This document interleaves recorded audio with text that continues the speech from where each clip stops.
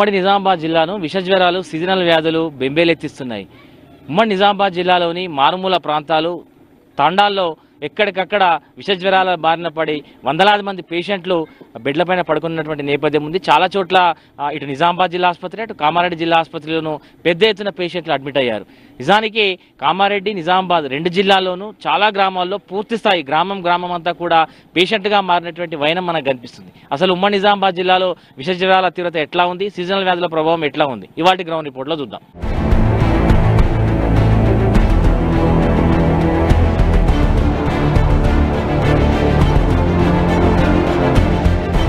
ఉమ్మడి నిజామాబాద్ జిల్లాను విషజ్వరాలు వణికిస్తున్నాయి. గత కొద్ది రోజులుగా కూడా ఒకవైపు వాతావరణంలో మార్పు, మరొక కొత్త నీరు ప్రవాహంతో ఒక్కసారిగా వ్యాధుల సంఖ్య పెరుగుతూ వస్తుంది. ప్రధానంగా సీజనల్ వ్యాధులు, దాంతోపాటు విషజ్వరాల ప్రభావం చాలా ఎక్కువగా ఉన్నటువంటి విషయాన్ని వైద్యులు కూడా చెప్తున్నారు.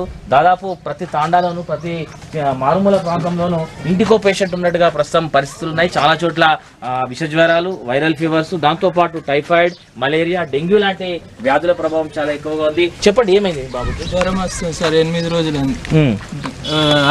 ప్రైవేట్ హాస్పిటల్ పోతే ఇన్ఫెక్షన్ అంటారు, డెంగ్యూ అంటారు. అడ్మిట్ చేసినాం కానీ తక్కువ అయితే లేదు. ఇంకా మళ్ళీ తీసుకొచ్చేసినా మరి ఉంచాలి కదా, తగ్గేంత వరకు ఉంచితే బాగుండేది. ఇంకా తీసుకుపోతున్నాం సార్, తీసుకెళ్తున్నాం ప్రైవేట్ ఆసుపత్రికి తీసుకెళ్తున్నాం. అంటే ఎట్లా, అంటే మీకు ఎట్లా లక్షణాలు ఎట్లా డౌట్ వచ్చింది మీకు ఆయన అబ్బాయి సిక్కున్నాడని? బాగా జ్వరం వస్తుంది సార్, వామిటింగ్ చేస్తుండు. అయితే ప్రైవేట్ హాస్పిటల్లో తీసుకుపోతే టెస్టులు చేయించారు, అయితే ఇన్ఫెక్షన్ అన్నారు. అడ్మిట్ చేసినాం కానీ ఇంకా తక్కువ అయితే లేదు. ఎంత బాబు వయసు ఎంత? 7 months. కల్పల్ గ్రామంలో సగం మందికి డెంగ్యూ వచ్చింది. ఇప్పుడు గవర్నమెంట్ హాస్పిటల్లో ఏం చేస్తారు, మేము చాలా బాగా చూస్తున్నామని చూస్తారు. ఎప్పుడు వస్తారు? 1 గంటలకు వస్తారు. ఎప్పుడు దాకా చూస్తారు? 4 గంటల దాకా చూస్తారు. 4 గంటలకు చూసిన వారకు వాళ్ళు వెళ్ళిపోతారు.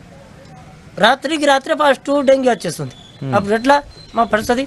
అప్పుడు ఆటోన పాటో ఏమైనా చేయాలా? నిజామాబాద్ వాళ్ళు కూడా కర్ణాకర్లా రాణిస్తలేరు. ఇప్పుడు ఏం లక్షణాలు కనిపిస్తున్నాయి ఊర్లో అందరికి? మొత్తం రక్తకణాలే,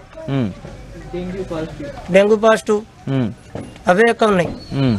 జ్వరాలు, నార్మల్ జ్వరాలు. ఇప్పుడు మంచిగా ఉన్నాం అనుకో, రాత్రి 12 దాకానే కథం వచ్చేస్తుంది. ఇప్పుడు బయట ఎంతమంది ట్రీట్మెంట్ తీసుకుంటున్నారు నిజామాబాద్ కానీ? బయట 40 మంది దాకా ఉన్నారు ప్రైవేట్ హాస్పిటల్.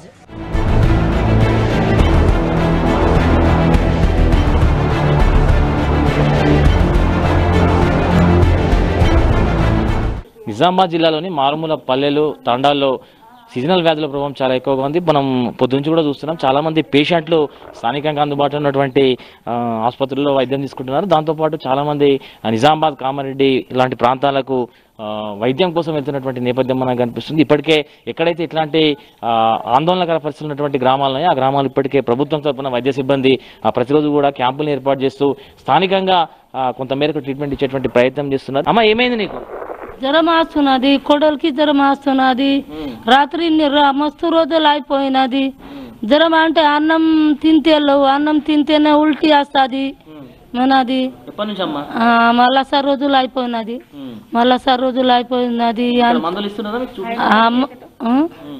మందులు ఇస్తున్నా కదా తక్కగా అయితే లేవు, ఇట్లానే ఉన్నది.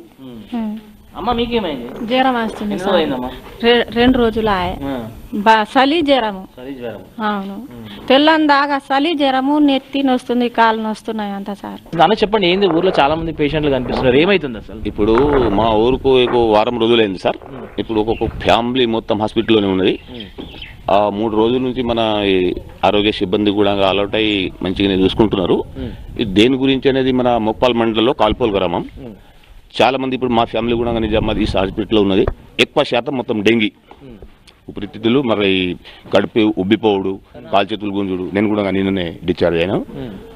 ఈ దేని గురించి అవుతుందో మాకు తెలియటం లేదు. మరి ఈ మొక్పాల్ మండలంలో కల్పల్లోనే అంత ఫాస్ట్ వ్యాధి వ్యాపిస్తుంది. జనరల్ గా మీకు ఏం జరుగుతుంది, ఏం లక్షణాలు కనిపిస్తుంది? ఇప్పుడు నాకు డెంగ్యూ ఉంది సార్. నిన్న ఇక్కడ ఇది చేస్తే ఫాస్ట్ నెగిటివ్ వచ్చింది.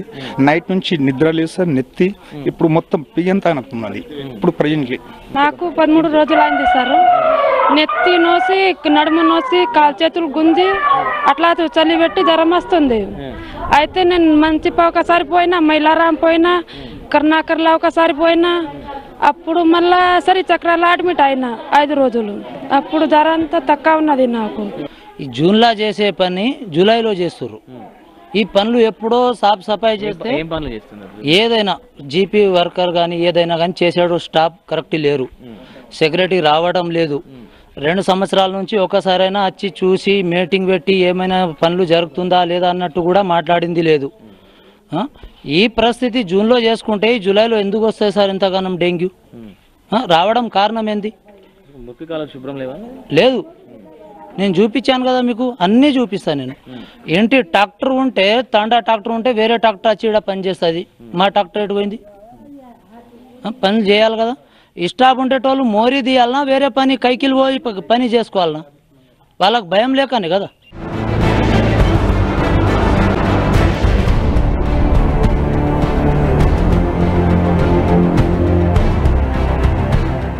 నిజామాబాద్ జిల్లాలోని అటు నర్సింగ్పల్లి ఇటు కాల్పోల్ గ్రామాల్లో అంటే నిజామాబాద్ జిల్లా క్రింద చాలా దగ్గరలో ఉన్నటువంటి గ్రామాల్లో కూడా కొంత సీజనల్ వ్యాధుల ప్రభావం చాలా ఎక్కువగా ఉంది. దాదాపు ఇంటికో పేషెంట్ ఉన్నట్టుగా ప్రస్తుతం మనకు పరిస్థితులు కనిపిస్తున్నాయి. ముఖ్యంగా కాల్పోల్లో కొంత దీని తీవ్రత ఎక్కువగా ఉంది. ఇప్పటికే గ్రామంలో వైద్య శిబిరాన్ని ఏర్పాటు చేశారు. గత వారం 10 రోజులుగా కూడా ఎవరికైతే లక్షణాలతో ఇక్కడికి వస్తున్నారో వారందరికీ కూడా ట్రీట్మెంట్ ఇచ్చే ప్రయత్నం చేస్తున్నారు. ఎవరికన్నా లక్షణాలు చాలా తీవ్రంగా ఉంటే టెస్టులు చేస్తున్నారు. కొంత తీవ్రత కనిపిస్తే ఏదైనా వైరల్ ఫీవర్ కావచ్చు, టైఫాయిడ్, మలేరియా, డెంగ్యూ లాంటి లక్షణాలు కనుక ట్రేస్ అవుట్ అయితే వారిని నిజామాబాద్ ఆసుపత్రికి రెఫర్ చేస్తున్నారు. సీజనల్ వ్యాధుల ప్రభావం చాలా కొంత ఎక్కువగా కనిపిస్తుంది. ఏంటి రీజన్ ఏంటి? అసలు అది సీజనల్ డిసీజెస్ ఎక్కువ ఉన్నాయండి. దాంతోపాటు కొంచెం డెంగ్యూ కేసెస్ కూడా కొన్ని ఆర్డిటీలో పాజిటివ్ వచ్చాయి. నిన్న ఒకటి, మొన్న 3 వరకు వచ్చాయి. అన్ని మిగతా వాళ్ళకి సిమ్టమ్స్ ఉన్న వాళ్ళకి కూడా ప్రతి ఒక్కరికి టెస్టులు చేయడం జరుగుతుంది. ఇక్కడే ఫ్లూయిడ్స్ పెట్టేసి దాదాపు అందరినీ మేనేజ్ చేస్తున్నాము. ఎవరికన్నా కొంచెం సిమ్టమ్స్ ఎక్కువగా అనిపిస్తే జీజేఎస్కి అలా రిఫర్ చేయడం జరుగుతుంది. డెంగ్యూ కూడా ఉన్నాయని చెప్తున్నారు. సో సీజనల్ వ్యాధులకు డెంగ్యూ కొంత లక్షణాలు కొద్ది దగ్గర పోలికలు ఉంటాయి. సో ఎట్లా ఉంది మేడం? అంటే ఏ లక్షణాలతో మీ దగ్గరకు వచ్చే పేషెంట్స్ ప్రైమరీలో ఏ స్టేజ్లో మీ దగ్గరకు వస్తున్నారు? ఫీవర్తో వస్తున్నారు, చాలా మంది బాడీ పెయిన్స్, చిల్స్తో వస్తున్నారు. అట్లాంటి వాళ్ళకి ప్రతి ఒక్కరికి ఆర్డిటీ టెస్ట్ చేస్తున్నాం. ఫీవర్ ఉన్న వాళ్ళకి చాలా మందికి నెగిటివ్ వచ్చింది, కొంతమందికి పాజిటివ్ వచ్చింది. మళ్ళీ పాజిటివ్ వచ్చిన వాళ్ళకి కూడా సిబిపి చేసేసి ప్లేట్లెట్ కౌంట్ చెక్ చేసుకుంటున్నాము. అది ఏదన్నా కొద్దిగా ఇక్కడే ఫ్లూయిడ్స్ పెట్టి మేనేజ్ చేస్తున్నాము. ఎవరికైనా కొంచెం సీరియస్ అంటే సిమ్టమ్స్ ఎక్కువైతున్నాయి అనిపిస్తే వెంబటే అంబులెన్స్ కూడా ఏర్పాటు చేసుకున్నాము. అంటే ఇంకా సివియర్ లక్షణాలు ఉన్న వాళ్ళకు ఎట్లా మీరు ఎవరికి రెఫర్ చేస్తున్నారు? వారికి వైద్యం ఎట్లా అందించే ప్రయత్నం? ఒక 2-3 మెంబర్స్కి ప్లేట్లెట్స్ కొద్దిగా తక్కువ ఉన్నట్టు అనిపించాయి. వాళ్ళని వెంబటే జీజెస్కి రిఫర్ చేసేసి ఇంకా ఫర్దర్ అబ్జర్వేషన్లో పెట్టామండి. ఏం చెప్తారు మేడం? మామూలుగా విలేజెస్ కావచ్చు, ఈ ప్రాంత పరిసర ప్రజలు కొంత తీవ్రత ఎక్కువగా ఉంది, ఏం చెప్తారు? ఒక మెడికల్ ఆఫీసర్గా జనాలకు ఏం చెప్తారు, ఏం సజెస్ట్ చేస్తారు మీరు? మెయిన్ ఫస్ట్ వాళ్ళ ఇంట్లో ఉన్న టైర్స్ కానీ, ఇక్కడ ప్రతి ఒక్క ఇంట్లో ట్రాక్టర్ ఉందండి, అట్లాంటి వేస్ట్ టైర్స్ చెత్త అంతా ఇంట్లో పెట్టుకొని ఉన్నారు. వర్షం పడ్డప్పుడు అవి నిల్వ ఉంటాయి. నిల్వ ఉండి కొంచెం 5 ml వాటర్ ఉన్న అందులో దోమ బ్రీడ్ అయిపోయి గుడ్లు పెడుతూ ఉంటుంది, ఏడీస్ దోమ. అందుకని వీళ్ళు ఫస్ట్ వాళ్ళ ఇంటిని ఒక 1 week 5 days 6 days కోసం క్లీన్ చేస్తూ ఉండాలి. ఫ్రెష్ వాటర్ ఎక్కడ నిల్వ ఉంచకుండా చూసుకోవాలి. టైర్స్ కానీ, పాత డబ్బాలు, కొబ్బరి బొండాలు అట్లాంటివి ఎక్కడ ఇంటి చుట్టూ పరిసరాల్లో ఉంచకుండా చూసుకోవాలి.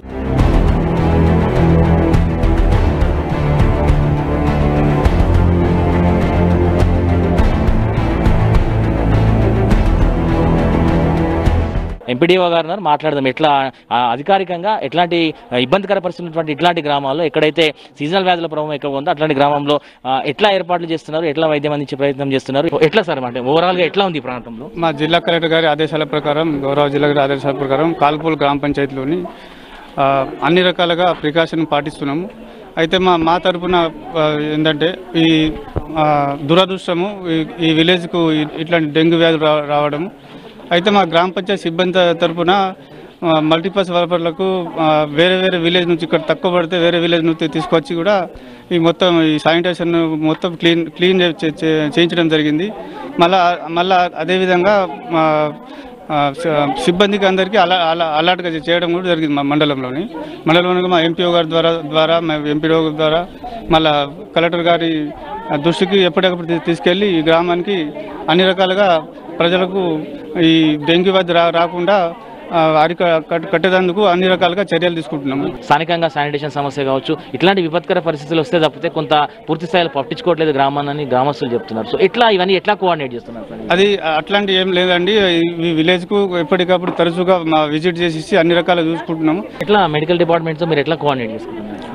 చాలా అంటే ఇప్పుడు మెడికల్ డిపార్ట్మెంట్లకు అన్ని రకాలుగా ప్రికాషన్ ఇవ్వడం జరిగింది. నా తరపున మండల తరపున మా ఎంఆర్ఓ గారు మేము అన్ని కలిసి మెడికల్ సిబ్బందికి అన్ని రకాలుగా చెప్పడం జరిగింది. ఇక్కడ అట్లాంటి ఏం లేదు, రాకుండా కూడా జాగ్రత్త తీసుకుంటాం. కాల్పోల్ లాంటి గ్రామంలో సీజనల్ వ్యాధుల ప్రభావం, విషజ్వరాల ప్రభావం, దీంతో పాటు కొంత డెంగ్యూ ప్రభావం కూడా చాలా ఎక్కువగా ఉంది. సో ఇట్లాంటి ప్రాంతాల్లో కొంత ప్రత్యేక శ్రద్ధ తీసుకొని మెడిసిన్స్తో పాటు టెస్టులు కూడా అక్కడికక్కడే చేసి తీవ్రత ఎక్కువగా ఉంటే నిజామాబాద్ ఆసుపత్రికి రిఫర్ చేస్తున్నారు, లేకపోతే ఇక్కడే వైద్యాన్ని అందించేటువంటి ప్రయత్నం చేస్తున్నారు. మరోపక్క సిబ్బంది కూడా, అధికారిక బృందం కూడా ఎప్పటికప్పుడు గ్రామంలో శానిటేషన్ పనులు పూర్తి చేస్తూ కొంత పరిస్థితుల్ని మెరుగుపరిచేందుకు ప్రయత్నం చేస్తున్నారు. మొత్తం మీద ఉమ్మడి నిజామాబాద్ జిల్లా వ్యాప్తంగా అయితే ప్రస్తుతం సీజనల్ వ్యాధుల ప్రభావం చాలా ఎక్కువగా ఉంది. కామారెడ్డి జిల్లాలోని భవానీపేట కావచ్చు, నిజామాబాద్లోని నర్సింగ్పల్లి, కాల్పోల్ గ్రామాల్లో కావచ్చు డెంగ్యూ కేసులు ట్రేస్ అవుట్ అయినాయి. దీంతో కొంత ఆందోళనకర పరిస్థితి ఉంది. సో మొత్తం మీద ఇటు అధికార బృందం, అటు వైద్య సిబ్బంది కోఆర్డినేషన్ చేసుకుంటూ ప్రస్తుతం ఈ పరిస్థితి గట్టెక్కించేటువంటి ఒక ప్రయత్నాన్ని చేస్తున్నారు. కానీ తీవ్రత రోజు రోజుకి తీవ్రత పెరుగుతున్నటువంటి నేపథ్యంలో అయితే కొంత ఆందోళనకర పరిస్థితులు అనేది చెప్పొచ్చు. కెమెరా పర్సన్ రాజేష్తో రజనీకాంత్, V6 న్యూస్, నిజామాబాద్ జిల్లా నుంచి.